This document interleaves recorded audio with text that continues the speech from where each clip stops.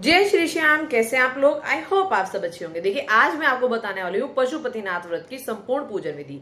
सबसे पहली बात, जब पशुपतिनाथ का व्रत होता है ये सभी मनोकामनाओं को पूर्ण करने वाला होता है।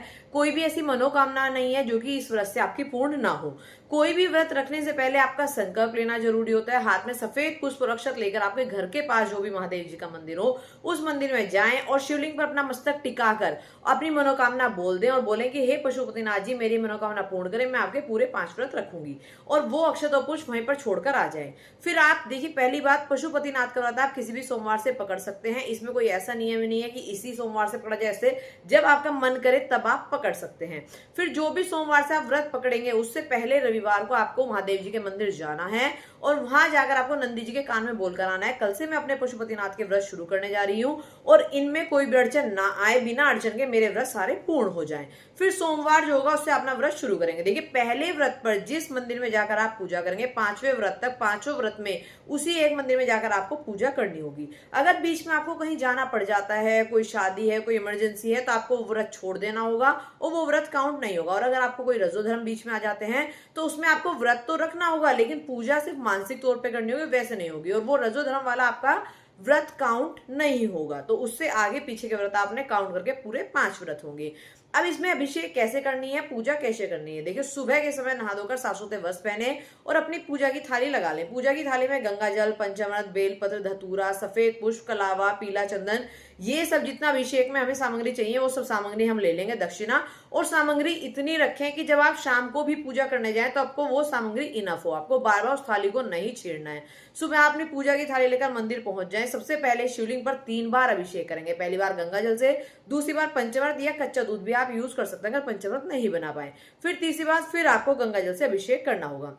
फिर वहां पे दीप और धूप प्रज्वलित करेंगे। उसके बाद सफेद चंदन या पीला चंदन लेकर या सफेद भस्म लेकर आप शिवलिंग के ऊपर त्रिकोण बना देंगे। त्रिकोण बनाने के बाद उन्हें वस्त्र रूपी कलावा अर्पित करेंगे और इसके बाद हमें करनी है पूजा। पूजा में आप क्या करेंगे, सबसे पहले बेलपत्र अर्पित करेंगे। बेलपत्र ले उनपे पीले चंदन से तिलक लगा लें। बेलपत्र 5, 7, 11 आप कितने भी आप अर्पित कर सकते हैं। उसके बाद पुष्प अर्पित करें। उसके बाद अक्षत, जौ, काले तिल, हरी मूंग ये भी आप अर्पित कर दें। थोड़ा सा शहद अर्पित कर दें। और देखिए, शिवलिंग पर जो गणपति जी, कार्तिक भगवान, अशोक सुंदरी, गौरा माता का स्थान होता है वहां पर भी ये सब चीजें अर्पित जरूर करें।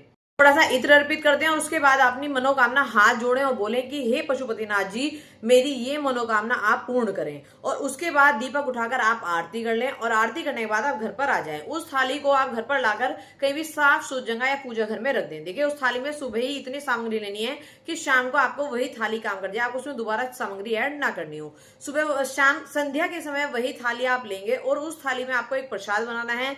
3 डोने रख लें। प्रसाद में आप हलवा, खीर कुछ भी बना सकते हैं। 3 डोने रख लें खाली।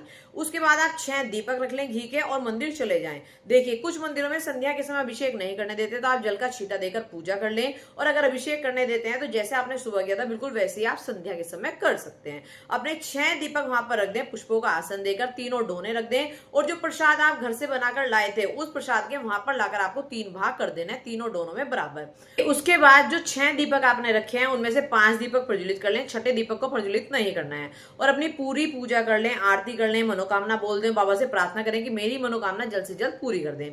इसके बाद आपको जो एक बचा हुआ दीपक, छठा दीपक जो आपने प्रज्वलित नहीं किया था, वो आपको अपनी थाली में रखना है और 3 डोने जो प्रसाद के हैं, 2 डोने वहीं छोड़ देना है और 1 डोना प्रसाद का उठाकर अपनी थाली में रख लेना है और अपने घर आ जाना है।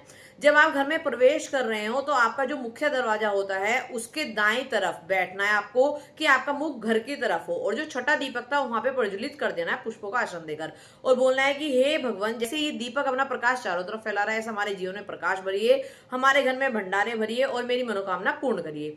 यह कहकर अंदर आ जाना है। उसके बाद जब आप भोजन करें, भोजन करने से पहले जो आप डोना लाए हैं प्रसाद का, वो प्रसाद का डोना आपको खाना है और वो प्रसाद आप किसी के साथ साझेदारी नहीं करेंगे, चाहे वे पति हो, बच्चे हो, घर में कोई भी हो, किसी के साथ वो प्रसाद आपको बांटना नहीं है, वो आपका अकेले ही ग्रहण करना है। उसके बाद आप भोजन करिए और इसी विधि से आपको 5 व्रत करने होंगे और जिसका उद्यापन होगा वो 5वें व्रत में होगा। उसके लिए मैं नेक्स्ट वीडियो में बताऊंगी और इस वीडियो में अगर आपको कोई भी कंफ्यूजन है तो नेक्स्ट वीडियो में मैं शिवलिंग पे प्रॉपर आपको करके दिखा दूंगी। आपको जैसा भी लगे मुझे कमेंट बॉक्स में जरूर बताइए। राधे राधे, हर हर महादेव, घर घर महादेव।